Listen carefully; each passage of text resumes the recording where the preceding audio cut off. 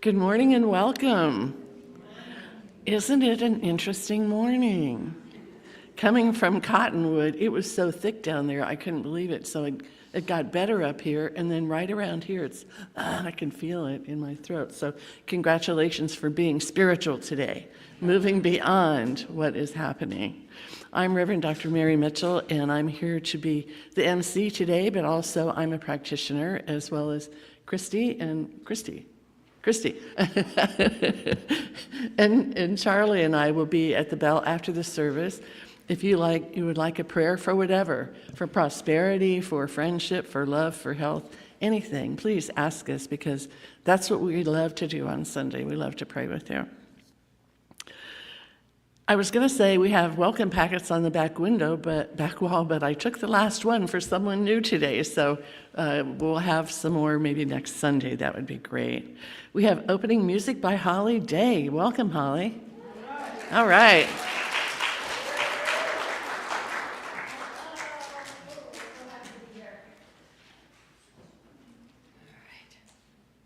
I hope I can breathe. Let's breathe.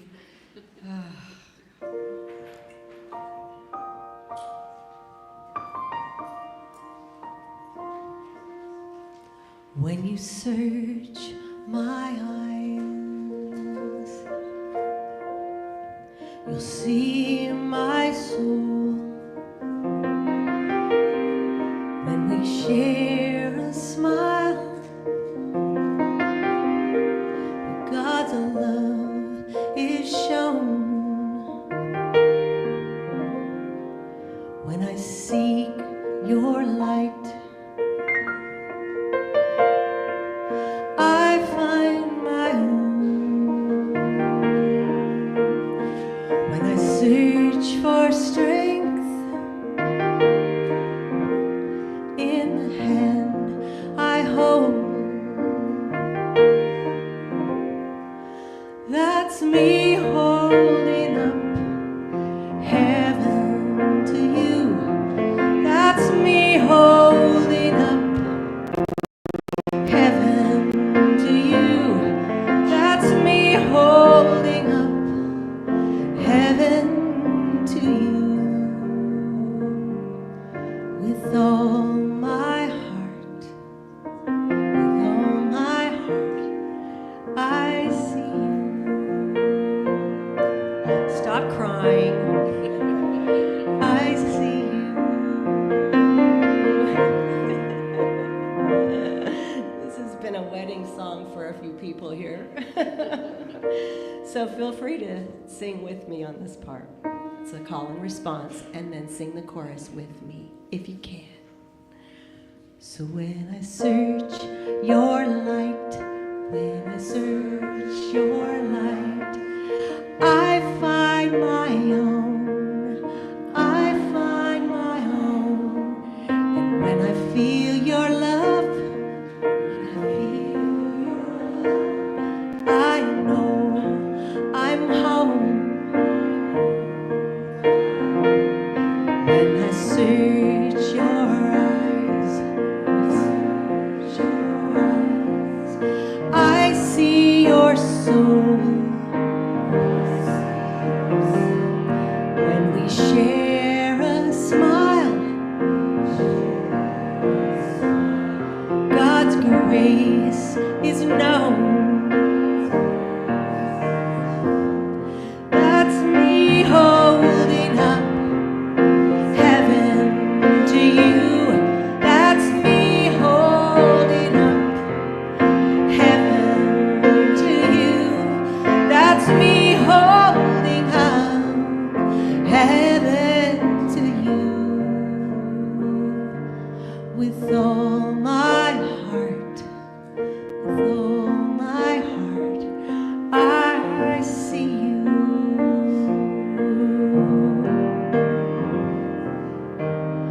Where there is a love, well, there is no fear. Where there is a love, there is no fear. And with all my strength, I'll hold you here. With all my strength, I'll hold you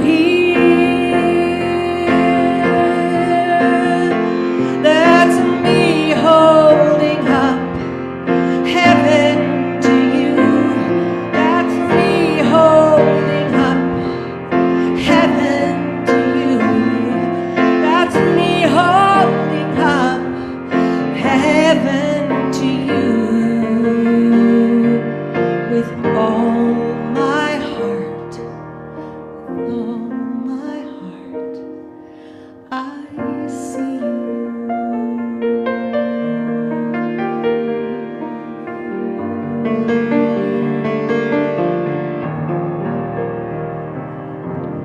I see you.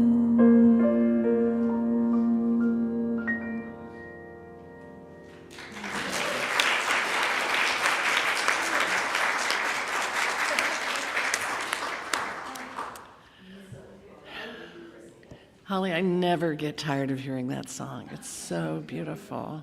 So beautiful. Thank you. All right. If you had a cell phone, if you would turn it on airplane mode, we'd appreciate it. And one of the things we do really well here is inspire and empower people to live spiritually fulfilling lives. And the classes that are going on right now and will be coming are just the tickets for that. If you would like to join with other like-minded people and explore your level of spirituality today. We'd like to wave at the camera. Lindy, are you open for that? She's ready to show the world who's here. Turn and wave at the camera. Good to see you.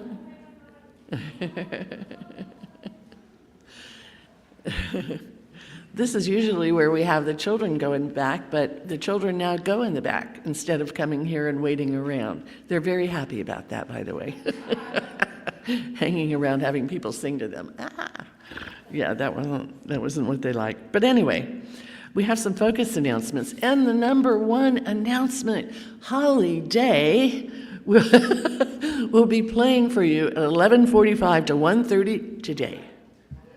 I know, I'm so excited. I'm so excited. Donations are appreciated, of course, but we're just really tickled to have her play that many songs in a row. It's going to be wonderful, wonderful, wonderful.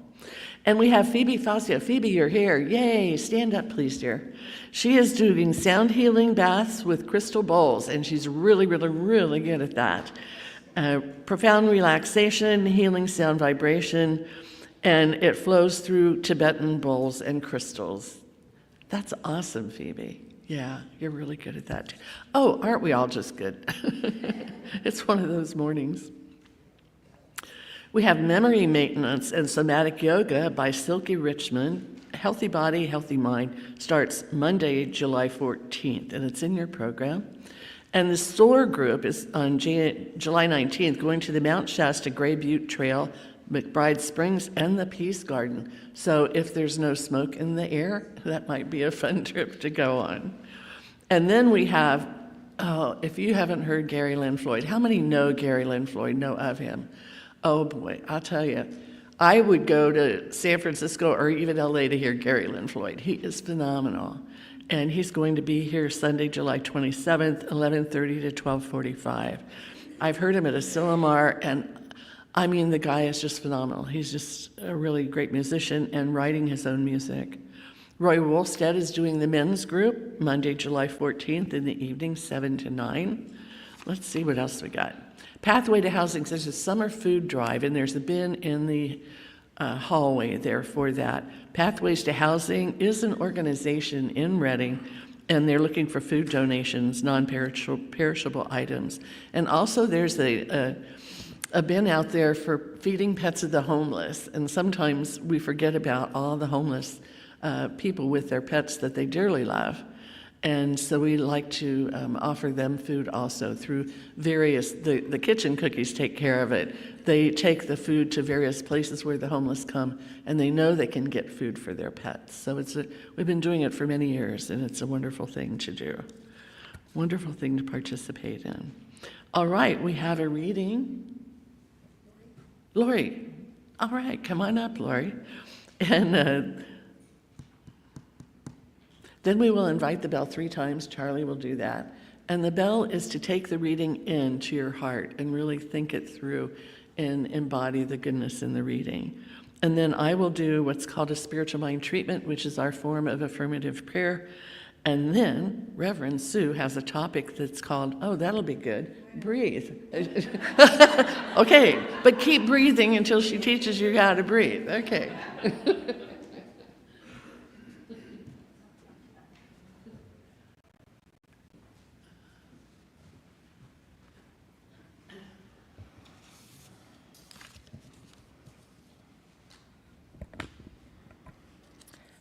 I was really delighted when Reverend Sue sent me today's reading because it's about a subject that's near and dear to my heart.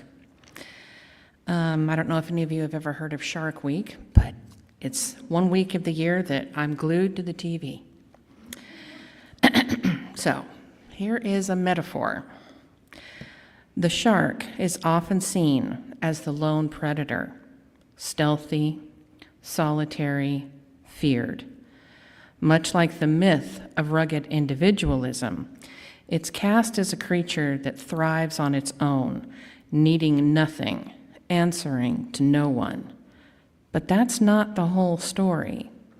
In truth, the shark is not separate from the sea. It belongs to an intricate, interdependent ecosystem.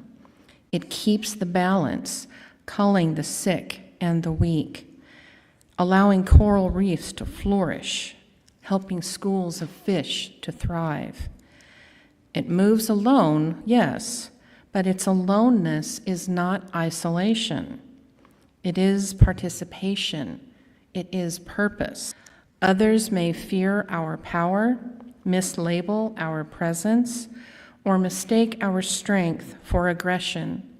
Yet our true nature, like the sharks, is not about separation. It is about relationship with the ocean, with the web of life, with the unseen current that carries us all.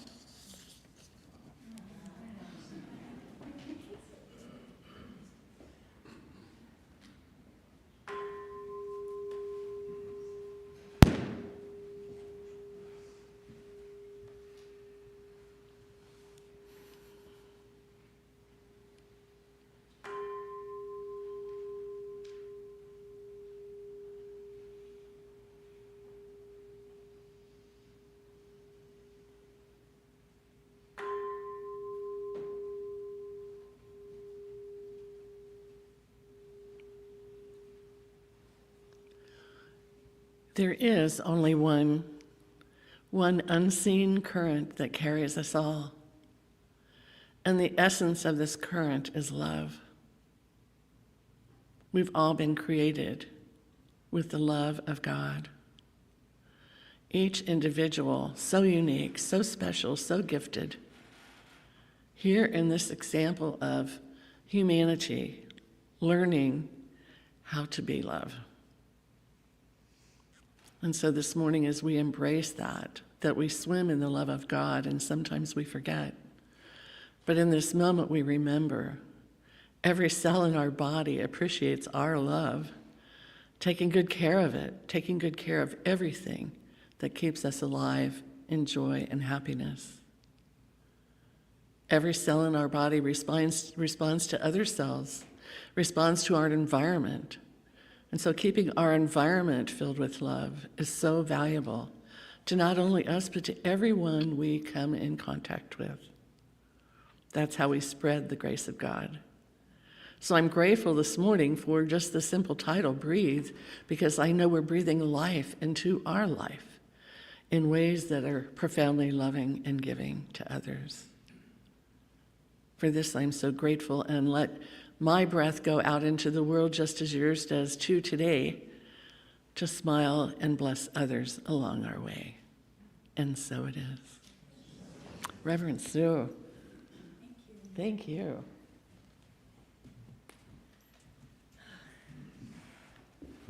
Hello. Section 2 is the most crowded. You win something. A free cookie in the social hall or something. So, what an odd day to have this topic. That's all I can say. I can hardly breathe. But I'm happy that you're here. I'm happy that you have chosen this space to be in today, to get to witness Holly's music that's such a gift to us all. And to learn a little bit more about breathing. It seems like, well, I know how to breathe. But there's so much to it that is spiritual that I want to point to today. And I'm going to start with a small story. It's a little bit of a parable. And some of this day I was thinking, they're going to leave here going, it's like, have you ever read the parables in the Bible, like Jesus, and it gets done and you're going to go, what?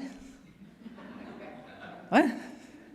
What's that mean? And then somebody will tell you and you're going, oh, of course. Now I see it, but somebody has to tell me what it means. But just hang with me today and just kind of go, it's just Sue. She can't hardly breathe today because of the smoke, so her brain's not awake, so it's just stay with me. But here's the story. It's just of a simple farmer who overheard some merchants that were discussing the concepts of lowering one's overhead in order to increase one's profit. While plowing his field the next day, the farmer was struck with what he thought was an ingenious idea to lower his overhead in order to increase his meager profit. He decided if he didn't have to feed his hard-working plow ox, he would reap considerably more profit. The farmer had heard of great saints who had given up food altogether, and they lived long, long lives. So he planned to very gradually decrease the ox's food over a year's time, until the ox learned to live on nothing but water. Almost a year later, the farmer's plan seemed to be working smoothly. The ox did the same amount of work while eating almost no food. It eventually worked for over a week without any food at all. And the plan seemed like an astonishing success. But then the ox unexpectedly fell over and died. I know, take a breath there. Oh. And that foiled the farmer's plan. The farmer lamented to his friends about his bad luck. It was such a perfect idea, and clearly it had been working just as planned if only his ox had lived to see the experiment through. The farmer was somehow oblivious to the fact the ox had died to starvation. So the story, okay, there's the, I'm going to leave that with you, and you kind of go, what? The ox is dead? Okay, here's the interpretation. I won't leave you there. It illuminates the human condition, how we will fight to the end to prove that our ideas are right. Our value system is best. Our likes and dislikes are the most supreme. The only problem, we're not happy.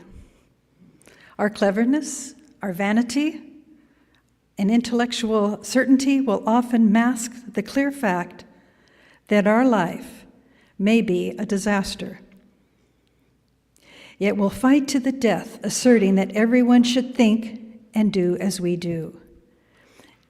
So everything will be perfect till the ox died. The ox being your spirit.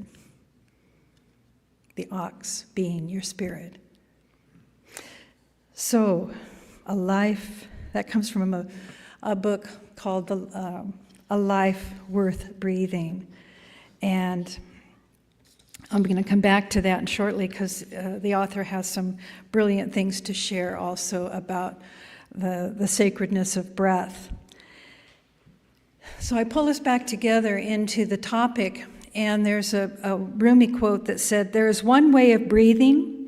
Now think about yourself here. One way of breathing that is shameful and constricted, or it's smoky out. There is another way, and it's a breath of love that takes you into the way of the infinity.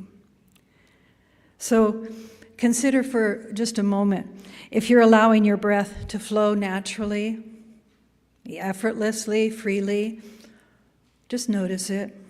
You're checking in. We've talked before that breath is life. The moment we were birthed, the very essence of life was our first inspiration. And we inhaled our way into existence, right?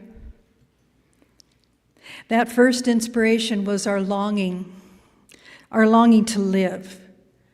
And so because of my passion and my devotion to the yoga philosophy for most of my life and my life's work as a nurse, observing breath patterns was really an important part of my work with people, and it really intrigued me in so many different ways. Because with every breath, we realize we are maintaining our flow with life. Breath is flow. Every in-breath is our choice to open, expand, and grow. We're growing into that what is, whatever's going on, okay? Whatever's going on. That's why, as annoying as it is, people will say when you're upset, just breathe. I don't want to, I want to be, No, breathe. And they can irritate you so much that finally you say, okay, I breathe, and it starts to soften. So think about the breath opening, expanding, and growing into what is. Likewise, the exhale, obvious, it's about letting go. It's about releasing. It's about yielding to what is. And I've mentioned this before. I've mentioned about breath work before, but I am always inspired by the newborn baby. And we all are. We all are eager to go look at the newborn baby, to touch, to hold the baby, to watch it breathe. Because there's such a connections. They're so close to divinity. They haven't hardened their way at all. They're just so pure, and you want to breathe with that. You want to breathe that in. Falling into that natural flow with the wholeness of breath. So we feel that awe, that innocence. But it's fragile at the same time. So we bring it back to who we are today and how we're managing this one precious connection to life itself. How are we doing with that? It's hard to breathe today in this smoke. And I think if some of you are like me, have had COVID a few times, and so my lung capacity is not the same as it once was. I was also subject to helicopter fumes at the hospital, so all of this kind of is showing up now in my life. So I'm easily triggered. I can be up here and I can feel my heart beating more rapid than normal. So I'm not taking breath for granted. But you have to ask yourself, are you abusing your breath in any way? Are you harming it in any way? Are you neglecting it? Have you even thought about it in a while? Because our breath is always our friend. It's always adapting to our responsiveness to life. At the same time, reflecting back to us what we are experiencing. And you can realize this when you're relaxed, relaxing our shoulders, breathing relaxes, right? But if you're feeling uptight and tense, you notice that your breath is locked in as well. And it doesn't take a traumatic experience to witness this, to recognize the truth. Just notice the next time you're watching an adventure movie. You're comfortable with your popcorn and your recliner. But I have said many times in that position, when I'm watching something just like, ooh, I think I can't breathe. I'm not breathing. Turn it off. I'm so involved in the scene. The same way, and I'm not a sports fan, but man, if I accidentally start watching the playoffs of basketball, I'm hooked. And then I'm not breathing. I didn't even know who the teams were, and now they're losing, and now I can't breathe. And I thought, this is not healthy. So just notice, it doesn't take trauma to stop that breath. We just want to allow ourselves moments to be aware. So I have read something from Thich Nhat Hanh that I found was really beautiful. He said the breath itself becomes the barometer to your internal state. Think about that. And every now and again, just check in with yourself. He reminds us these words: breath is the bridge which connects life to consciousness, which unites your body to your thoughts, total science of mind. So as we go through our time together this morning, notice in yourself what tensions in the world, or even in your own personal life, it doesn't have to be the world that you're responding to, but those that you're registering, fight, flight, those that just, maybe driving on the highway makes you feel a little bit more like that. Maybe a really slow traffic. Whatever it is, just kind of notice those situations, how you register. You'll notice, before you even think too long, your jaw tightens, you stiffen your neck and shoulders. I can even see it from up here if you're playing along with me, you bunch of grumps.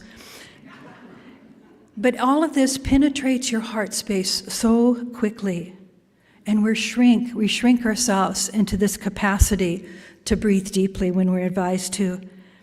So are there physical situations that are causing this? Think about yours. Are they mental fluctuations? Or are they emotional anxieties? Because they all have the same response in the body, fight or flight.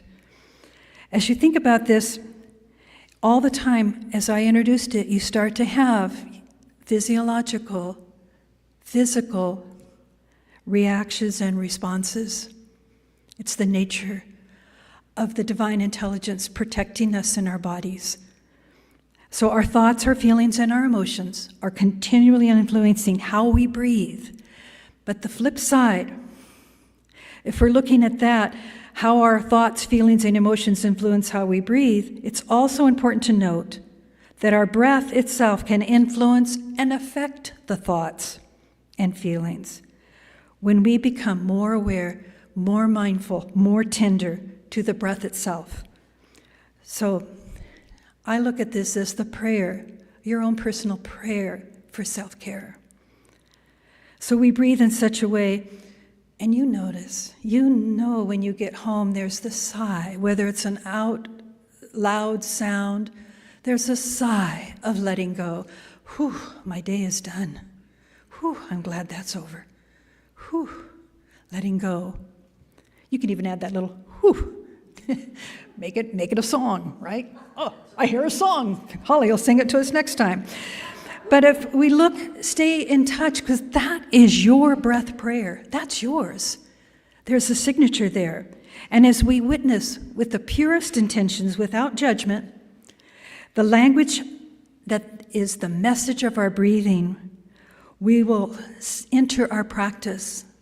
We will enter it so gently, not wandering into the stories of the mind, but wandering into the breath itself, into the field of the heart, into the field of the lungs, allowing breath then to return to its most beautiful natural flow, that of the baby.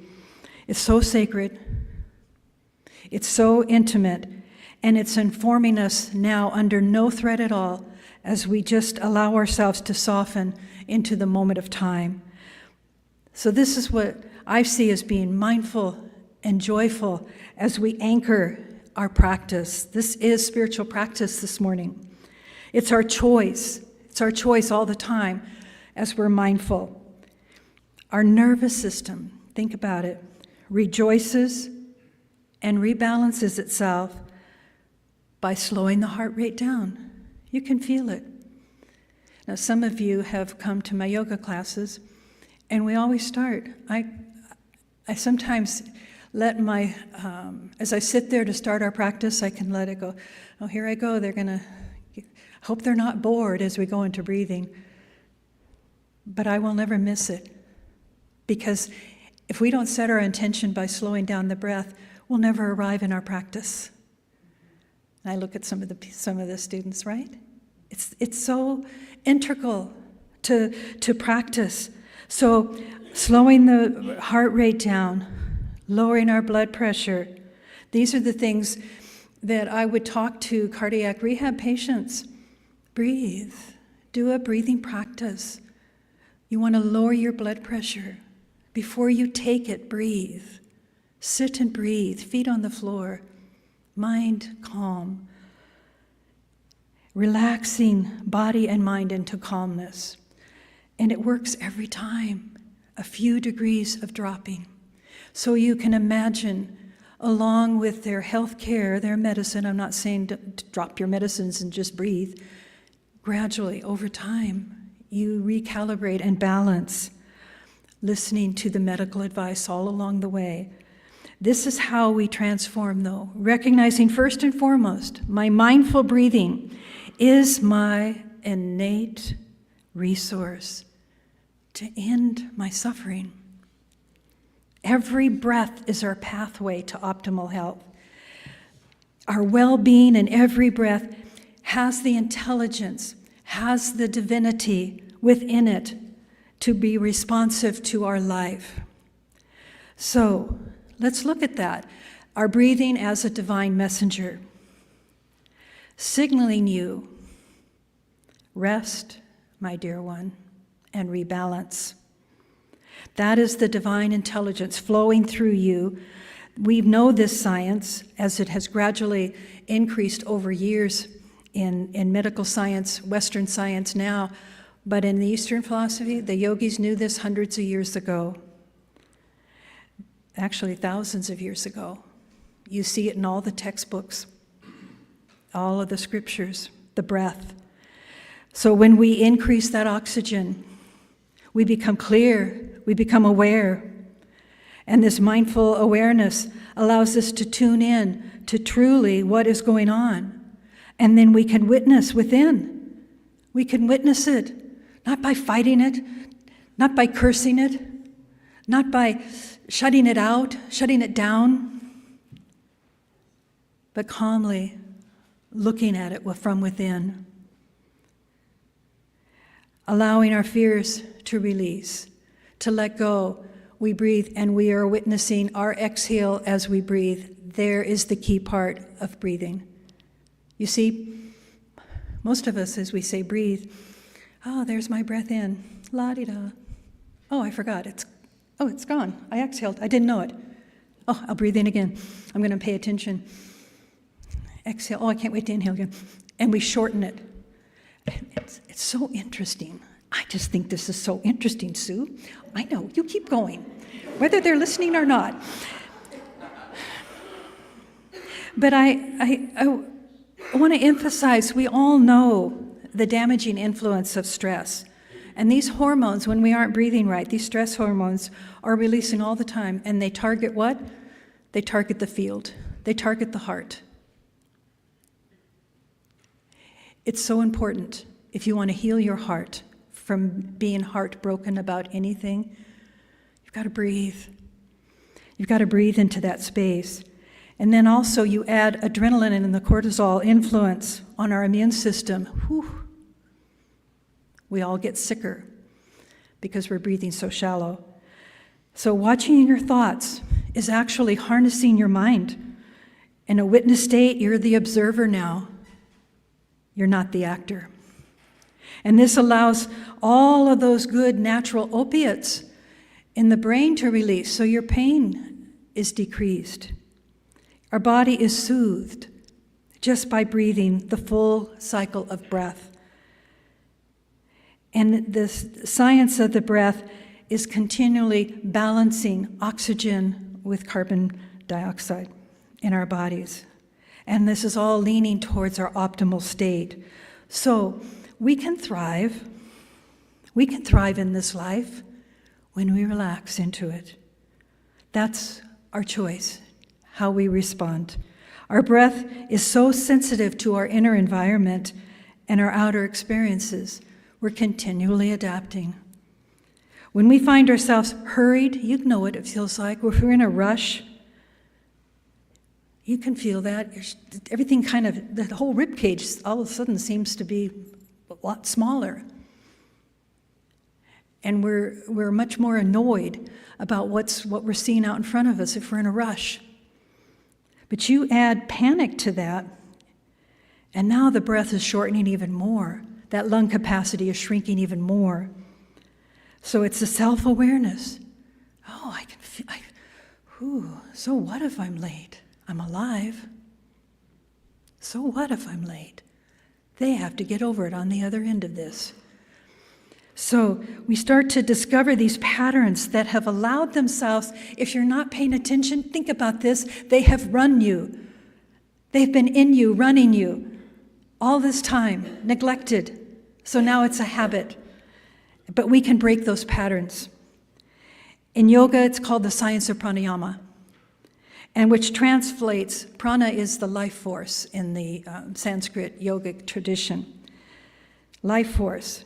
And when we breathe fully and deeply, we're allowing our body and our muscles to relax the tension, and that means every cell in our body. Allowing this then, think about every cell in your body, the multitude of cells in your body, the tiniest little fragments of capillaries that fill the alveoli, that are the little bubbles inside the lungs that are there to receive, to let go, to receive. It's delicate, but it's so scientific and pure, and it's working with you all the time. The in-breath, the out-breath, these capillaries, the blood, the interrelatedness of all of this is happening with every single breath. And you're bringing more oxygen, more energy, improving all the functions of your body, your circulatory, your muscular system, immune, endocrine, digestive, nervous, and the entire cardiovascular structure. And what's most important in that science is your vagal response. How many of you know that? Right? Good. Vagal response, right? There's so much training now in therapists to teach the people. Let it be the vagal response that you need here. So we think about this, that is the parasympathetic branch of our system, our nervous system. That is really what is recalibrating us to have a sense of balance and harmony. That's what I think of. The vagal system is our grace. That's our grace. That's found in the power of harnessing our work with the breath. Clarissa Pinkola Estes reminds us, if we live as we breathe, as we take in and let go, we cannot go wrong. Right? We can't go wrong. I want you to leave here today and just keep saying, I can't. I'm breathing in, I'm breathing out. It's a full cycle. That's what Sue said. Nothing can go wrong now. Maybe situations happen, but you're more centered in the process. So let's move into spiritualizing our breath in practice. This is why you see breathing as a universal practice in across the board through many faith paths.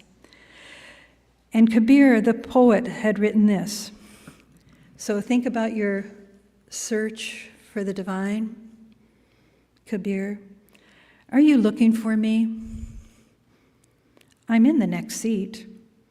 My shoulder is against yours. You will not find me in the stupas, not in the Indian shrine rooms, not in a synagogue, nor in a cathedral, not in mass, not in kirtan, not in legs winding around your own neck, and not in eating anything but vegetables. You won't find me there. When you really, really look for me, you will see me instantly. You will find me in the tiniest house of time. Kabir said, student, now tell me, where is God? He is the breath, inside the breath. He is the breath, inside the breath. So the practices that we have just a few short moments to share in together engage your understanding with this life vitalizing force that sustains us. We call it breathing. And we're allowing this divinity, this flow of prana, this life force, to flow through the network of our being into the subtle channels that we know in yoga as the nadis. In Chinese medicine, it's known as meridians. The concept for our optimal health allows this chi to just flow, and breath work is guiding it, leading it. Many practices allow us to still the mind. You can practice Qigong. You can look that up on a YouTube and just allow yourself to even create your own form of dance with the qi, with the prana, with the life force, allowing you to still the mind, allowing this Qigong, that sole purpose of Qigong is a progressive, graceful, purposeful movements that allow you to associate that you are harmonizing the circulation of this qi with your human body. And it can be such simple movements. So in the book that I was sharing from earlier, he shares this powerful information to us all about where all the different faith languages of the breath. So, for example, the Latin is spiritus, and that word means to breathe, also means soul or spirit. Aloha, that originally meant the breath of God. When you say aloha to each other, you are saying, I breathe God with you. How sweet is that? You know, I know I do too. I breathe God with you. The translation of Allah, the great breath. Isn't that interesting? Allah, the great breath. Many of the parts of the world, the breath is known so much more than a physical process for survival. And in the New Testament, the use for breath was pneuma, and that is spirit. It's actually Holy Spirit. Just a few more, let's see. Atman. In Sanskrit, this is from, the origin of it came from the German, but Atman is, well, in German it's Atmin, and that means breath, and in Sanskrit means to the individual soul, connected to the one soul, to the Godhead. So you can see, again, the connection of breath to the Great One. We talked about aloha and chi. Chi means the breath of heaven. And so it goes on in various traditions. They all return to divining the source of which we breathe. So bringing you back into our time together as we breathe as one. Reminding yourself as you close your eyes right now and sense that you are a part of all of this, breathing. I'm going to start by just taking you down into the complete cycle of breath. Easy enough. We can do that. But I'm going to add to it the practices of Thich Nhat Hanh. I'm going to add the gathas as you allow these simple phrases to continue to spiritualize the breath. Because you might say, okay, I'm breathing, but I'm so distracted by my mind thoughts. So the gathas from Thich Nhat Hanh will help keep you in that focus. So get comfortable and close your eyes, plant your feet, open your heart. Breathe in and out through your nose. Again, back to the divinity and the spiritual intelligence that has created our bodies. The hairs and the mucus in our nose, the sinuses, are the first 3 gateways the breath passes through. And then the throat. So 4 areas of cleansing the breath in. So you can really feel that sacred pathway. And you allow it to then go down through the airway. And suddenly it just dissolves, that full in-breath, into the walls of the lung field. And the exchange of the blessing of the breath happens at that alveoli level. transferred into the cells of the blood, transferred through every organ in the body. And on the way back, that blood goes through the heart, through the lung field, returning all of the necessary releases from your body into that exhale field, back out through the airway, back out into the universe, back out into our relationship with the trees, where they breathe what we release. They need it. So you see the full cycle. So I invite you to not try to match anyone else's rhythm. Find yours. Find the sound of your breathing. Breathing in. I know I'm breathing in. And breathing out. As I let it go, full cycle, it releases so gently, like honey, coating the release. Feeling purified, I am ready to draw in my next inhale, to be inspired by the oneness that we're all breathing the same breath. So as you contemplate your breathing, Thich Nhat Hanh reminds us, breathing in, I feel my breath coming into my belly and my chest. Breathing out, I feel my breath flowing out of my belly and chest. Breathing in, I'm aware of my entire body. Breathing out, I smile to my entire body. Breathing in, I'm aware of some pain and tension in my body. Breathing out, I release pain and tension from my body. Breathing in, I feel well. Breathing out, I feel at ease. Keep breathing, observing. Notice the eyes turning in, the eyes of awareness turning within, the sense of hearing turning within. You hear the sound, the edges of your breathing.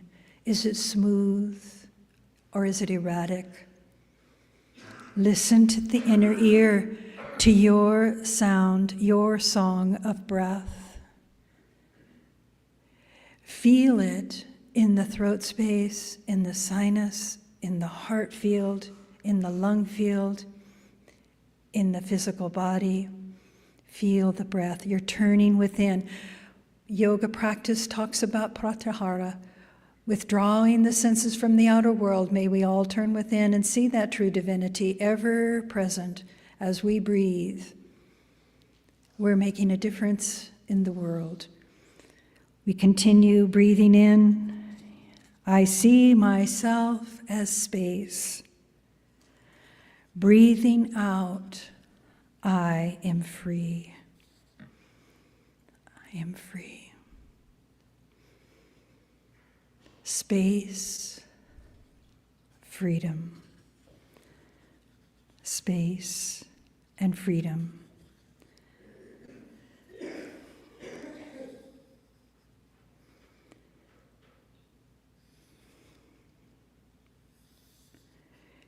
Letting go. I am breathing out, letting go of all afflictions. My heart is calm. My sorrow has ended. I am no longer bound to anything. I am in the free flow of every breath. I learn to just listen to my suffering. I listen to the suffering of the other person.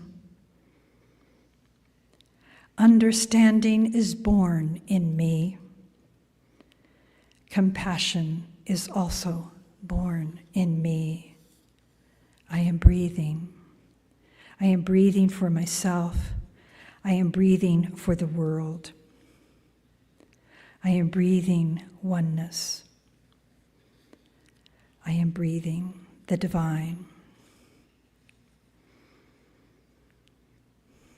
And we check in again. Am I using my full capacity? What more divinity lives and breathes in me? Where am I holding back? Can I breathe in deeper and feel the rush of the divine, blessing the nasal passages and through the sinuses, swirling and moving and cleansing, feeling it go down into my throat space, and suddenly it disappears into the magic and the wonder of the lung fields of my body.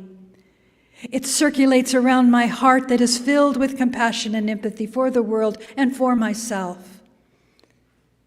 And as I breathe out, I let it all go. I release it all. I let the ribs shrink in and squeeze that last bit of staleness from the body. My pain leaves me as I let go through the breath. And I am empty for a moment as I change the cycle back into the in-breath, once again feeling the vitality and the force and the depth of the divine. This is my soul work. This is grace. This is my gateway into healing. As we breathe together, we feel the heart at a rhythm, gently beating in the walls of our being. Beating, beating, beating, loving, loving, beating, letting go, bringing in. And for a split second,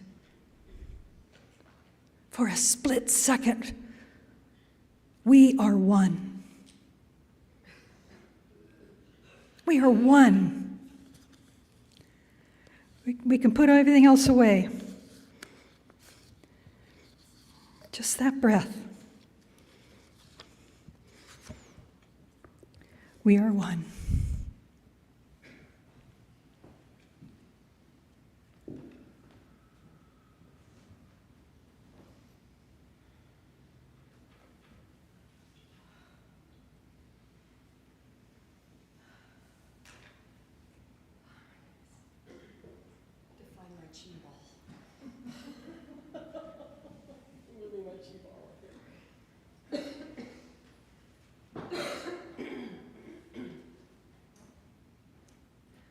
Lots of people taking good cleansing breaths out there. Thank you, Sue. That was amazing. We all needed this today.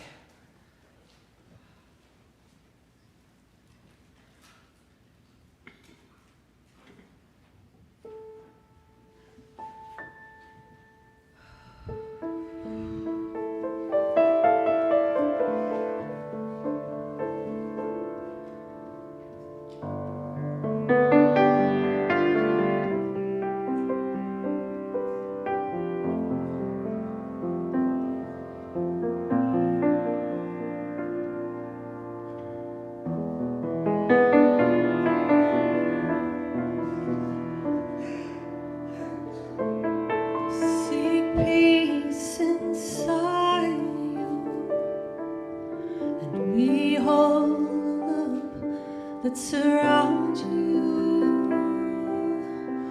honor the life behind you, embrace the life front of you. All above and around you, beneath and beside you, create a space inside of you. Rest yourself, 'cause you are held.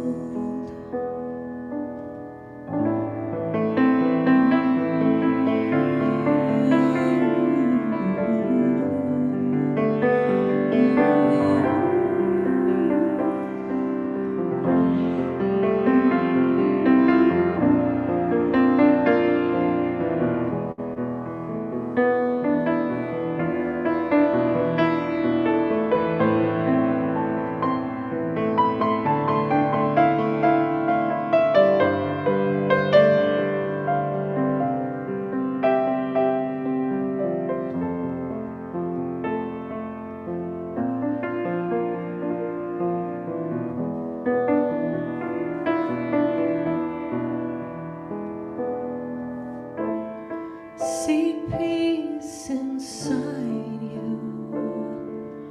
Behold the love that surrounds you. Honor the life behind you.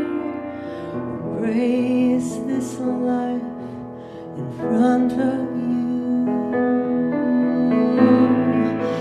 All above and around you, beneath and beside you, create a space inside of you. Now rest yourself, 'cause you are held. Rest yourself, you are held, and all is well.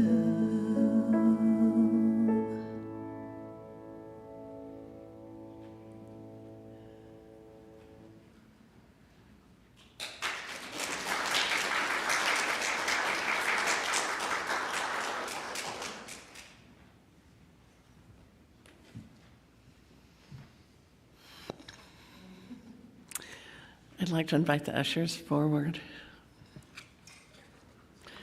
And as they come forward, usually on this Sunday, I do an essence class afterwards. It's from 11:30 to 12:30, and it's about the essence of what we teach. But because Holly is singing at 11:45, we're going to put that off. I do it every other month. And then every other month, I do a membership class, what membership means. But right now, let's know that as we prepare to give our offerings, our heart is filled with love and appreciation, because what is offered here today is for my spiritual well-being. I'm filled with gratitude, knowing life stays in balance because it's true. As I give, I receive.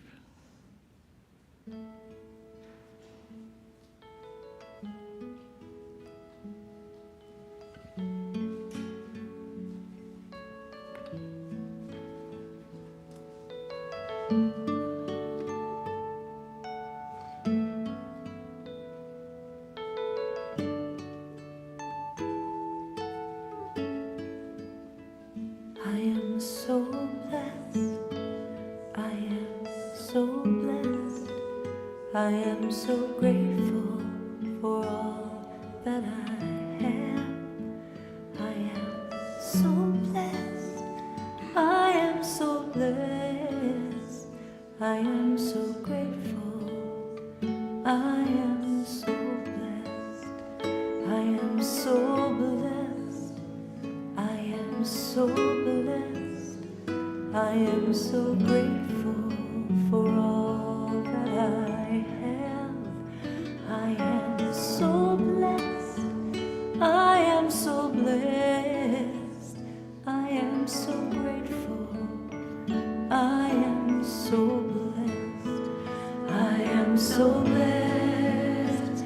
I am so blessed. I am so grateful for all that I have.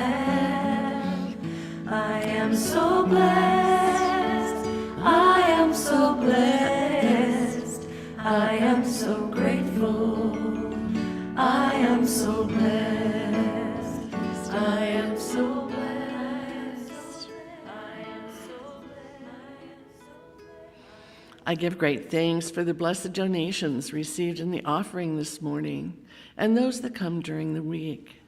I know each dollar supports this spiritual family in so many ways as we grow together, pray together, and give thanks for all that this center has been blessed with today and always.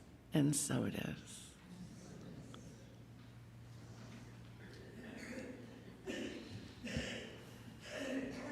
All right. I interrupted her, but don't forget the practitioners will be up here to pray with you if you need that. Can you hang in one more story? This is a short one. Oh, you can't, yeah, don't hurt my feelings. Actually, to me, it really pulls in something that Thich Nhat Hanh shares with us about this whole idea. He titles this "The Old Familiar Mucky Pond." Got one of those? Yeah? All right.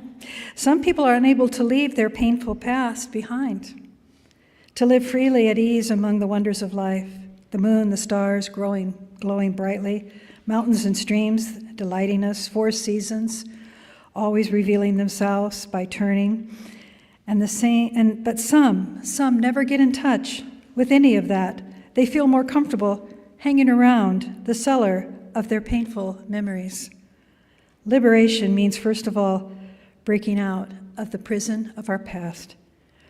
We need to summon the courage to pull ourselves back up out of the rut of our old familiar habits and comforts. These things don't really bring us happiness, but we've gotten so used to them, we think we can't let them go. Now, what's interesting here as I pause, this is a kind of thinking that leaves a debris inside of our body. You might look at it as plaque, okay? But it's a debris that lives inside of us because we didn't deal with something. So, why must we see, as the Vietnamese expression goes, always come back to swim in the same old pond, even though it's mucky, simply because it's ours? Why deprive ourselves of the crystal clear lake, of the refreshing blue sea with the beach stretching all the way to a new horizon? The joys of life are no less ours. We need to train ourselves, right mindfulness, so that wrong mindfulness doesn't keep dragging us back into our past, keeping us stuck in the slimy old pond of sorrow, nostalgia, and regret. We know the mind can have that homing pigeon tendency of always going back to old familiar haunts of pain and misery, but mindfulness, recognition, helps us drop that habit of reliving the past. Tell yourself, no, I don't want to go back into that again. I don't want to keep lulling myself into melancholy with those old songs. As soon as we light up the lamp of right mindfulness, the wrong mindfulness retreats. Meditation includes cultivating this mental formation like yearning, sadness, self-pity, resentment, and so on. If we recognize and embrace they're just mental formations, when they come up, they no longer carry us away. They go back down again, a little bit weaker than before, to their original state as seeds or images that we can just put away. So, I read that to you as you look at your clear crystal ponds this week, your choice, or your mucky ponds. So we have a closing song, and then we'll end it with, how are we going to do that, Lulu? You're going to, okay. Holly and then Lindy will help lead us in our peace song. Thank you, everyone, for being here. We have God's design. If I can find it. It's in here somewhere. There we go. Those of you who know this song, sing with me. Do we stand up or do we do that? The peace song and the God's design thing? Okay, good.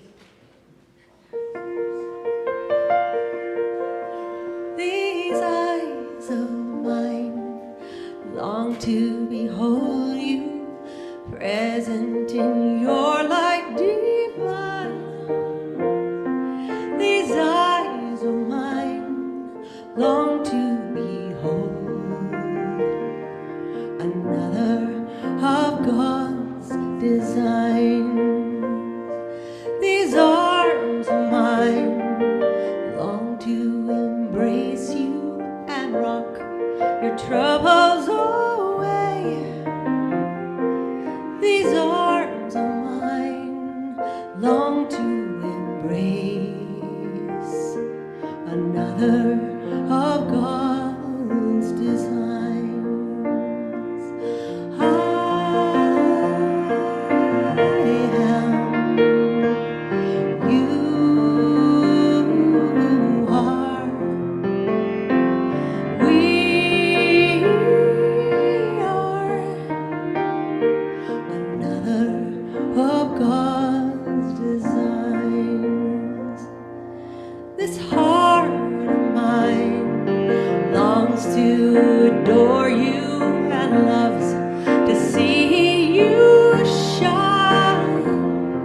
This heart of mine longs to adore another of God's design. This voice of mine longs to give you the harmony within my soul. This song of mine I sing for you is another of God.